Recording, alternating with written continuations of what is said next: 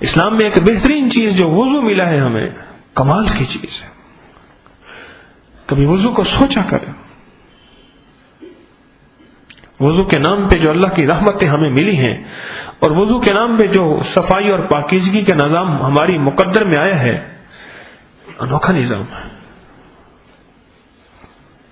اس نظام میں اللہ پاک کی وہ رحمتیں پوشیدہ ہیں، آپ سوچ نہیں سکتے. اس وضو کے اندر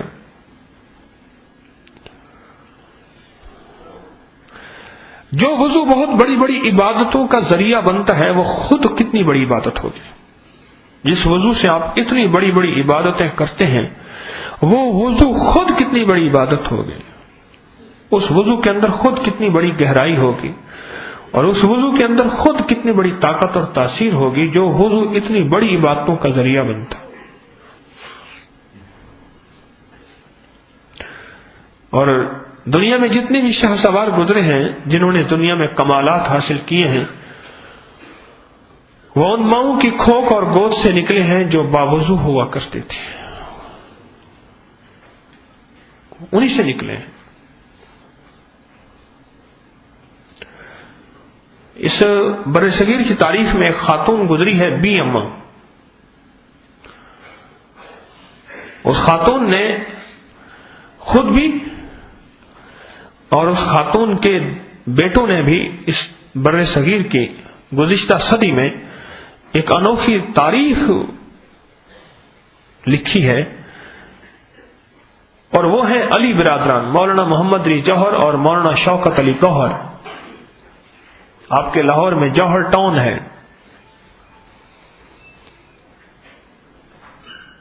اما تھی، اصل نام آبادی بیگم تھا، آبادی بیگم اما تھی. کیا نام تھا اما کا؟ B M. اور ایسا اولاد کی تربیت میں ان کے بارے میں لکھا ہے کہ بچہ رو رہا ہوتا تھا تو کہتی تھی بیٹا آئی آئی آئی، جیسے ماں اپنا کام تھوڑا سا ختم کرتی ہے نا، اور کہتی بس ایسے ابھی آئی، اور یوں بھاگی اور یوں وضو کیا، اور یوں وضو کرنے کے بعد پھر بچے کو اپنے سینے سے لگایا.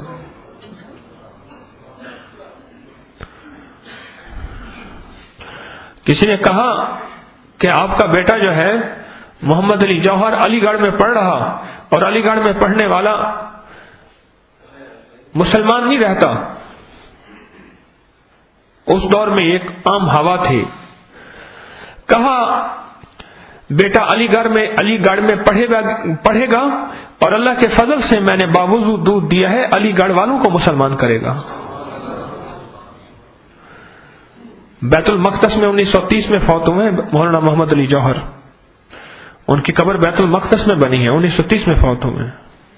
مولانا شوکت علی عمر میں بڑے تھے.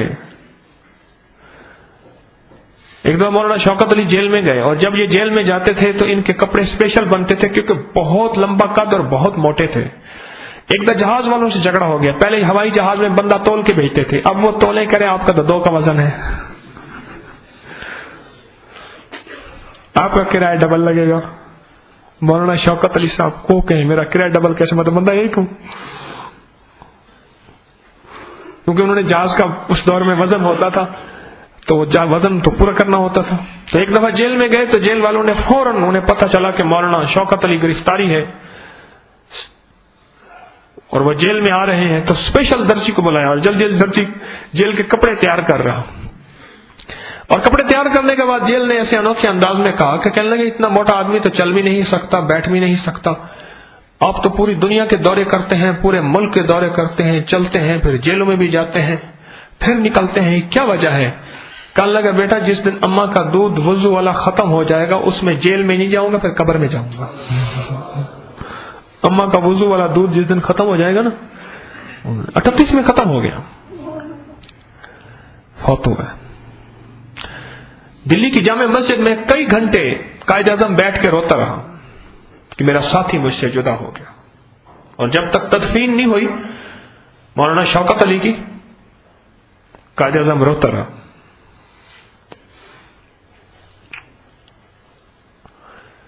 وضو چیز کیا ہے؟ والی افغانستان کا ایک قاصد دوڑتا ہوا یا بیوی کے ساتھ بیٹھا ہوا تھا، کھانا کھا رہا تھا کہ آپ نے بیٹے کو جس مہم کے لیے بھیجا تھا، آپ کا بیٹا قتل ہو گیا، پیٹ پھیر گیا، بھاگا جان بچا کے اور ناکام ہو گیا۔ باپ بڑا پریشان ہوا، ماں ایک دم بولی، کہنے لگے نہیں ایسا نہیں ہو سکتا۔ اس نے کہا تجھے کیسے نہیں ہو سکتا؟ اسے غصہ آ گیا شوہر کو، نہیں ہو سکتا۔ کیوں؟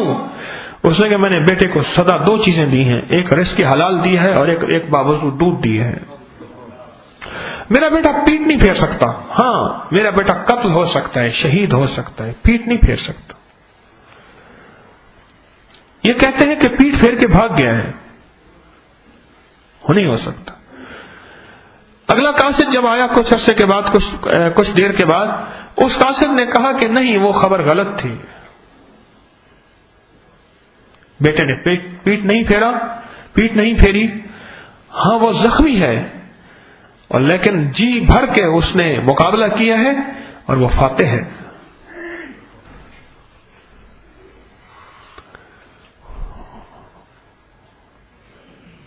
ایک اللہ والے بیٹھے وضو کر رہے تھے، تو کسی نے کہا کہ آپ بیٹھے وضو ہی کرتے رہتے ہیں ہر وقت؟ انہیں میں کوشش کرتا ہوں میں باوضو رہوں۔ تو انہوں نے کہا آپ تو وضو ہی کرتے رہتے ہیں، کچھ اور کریں۔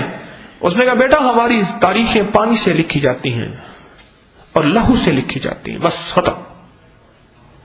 جہاد کے لیے لہو کام آتا ہے میدان میں ہو، اور زندگی کے نظام کے لیے پانی کام آتا ہے، کیوں باوضو رہنے سے عبادات کا نظام کی ابتدا ہوتی ہے، پاکیزگی کے نظام کی ابتدا ہوتی ہے۔ ہماری تاریخیں یا پانی سے لکھی جاتی ہیں یا لہو سے خون سے لکھی جاتی ہیں، بس اور کوئی لکھی نہیں جاتی۔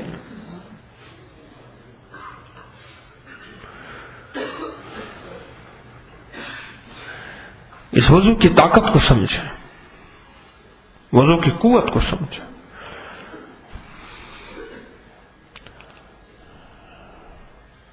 میری نانی ماں رحمت اللہ علیہ بڑی عبادت کرنے والی اللہ والی تھی، 2009 میں فوت ہوئی ہیں، 100 سال سے بہت اوپر تھی۔ اور مان لیں کہ ہمارا گھر ہوتا تھا پرانا، تو اس گھر کے اندر جنات ہوتے تھے اور کچھ بھی نہیں کرنے دیتے تھے۔ ایک درویش کو لے آئے، اس درویش نے کہا کہ میں پڑھوں گا، جب میں گر پڑوں نا تو فوراً مجھے وضو کرا دینا، بس جس طرح ہو وضو مجھے کرا دینا۔ اور پڑھتے پڑھتے پڑھتے وہ گر گیا، بندے بھاگے، انہوں نے وضو کرایا، پھر ہوش میں آیا، 2-3 دفعہ ایسے ہوا، پھر گر پڑے، پھر وضو کرایا، پھر گر پڑے، پھر وضو کرایا، آخر یہ فاتح بن گئے، جنات نکل گئے اور ہمیشہ کے لیے نکل گئے، آج تک نہیں ہے۔ تو انہوں نے پوچھا کہ ایسا کیوں ہے؟ فرمایا کہ جب میرا گراتے تھے بے ہوشی کی حالت میں وضو ختم ہو جاتا ہے، اور جب آپ وضو کراتے تھے ان کی ساری طاقتیں ختم ہو جاتی تھی، پھر میں طاقتور ہو جاتا تھا، پھر وہ مجھے گراتے تھے کہ اس کا وضو ختم ہو جائے، میں نے چونکہ آپ کو تیار رکھا ہوا تھا، پھر مجھے وضو کرا دیتے تھے، پھر میری طاقت آ جاتی تھی۔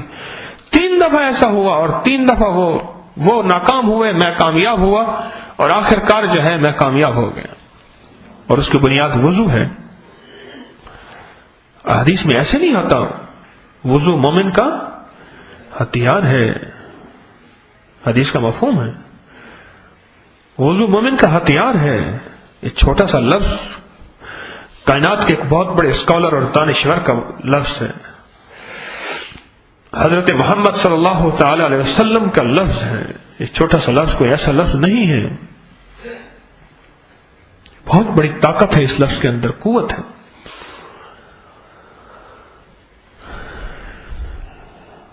اپنی وضو کی حقیقت کو سمجھیں۔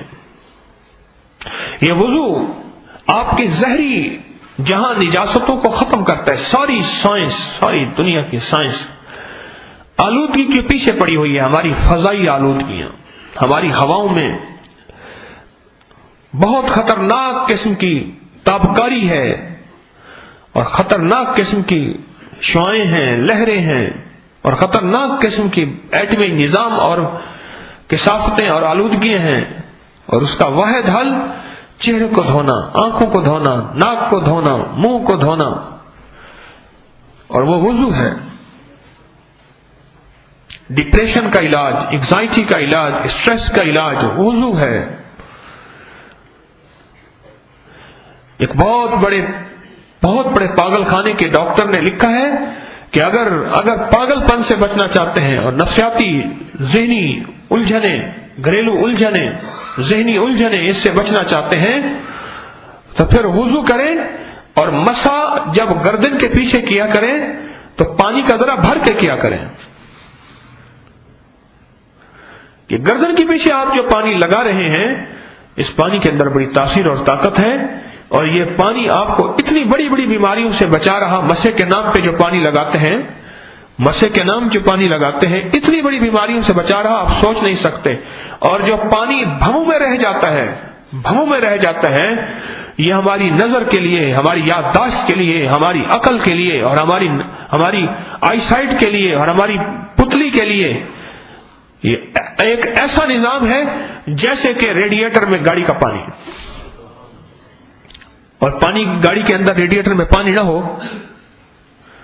سارا نظام خراب ہو جاتا ہے، اور گاڑی کی اتنی قیمتی چیزیں جل جاتی ہیں جس سے گاڑی آگے بڑھنے کے قابل نہیں رہتی. یہ سمجھ لے ریڈیٹر ہے آنکھ کے نظام کا، اور وہ نعمت وضو کے نام پہ حاصل ہو جاتی ہے.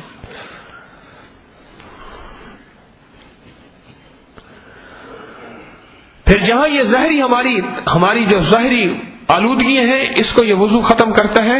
پھر ہماری باطنی آلودگیاں، وضو سے گناہ جھڑتے ہیں.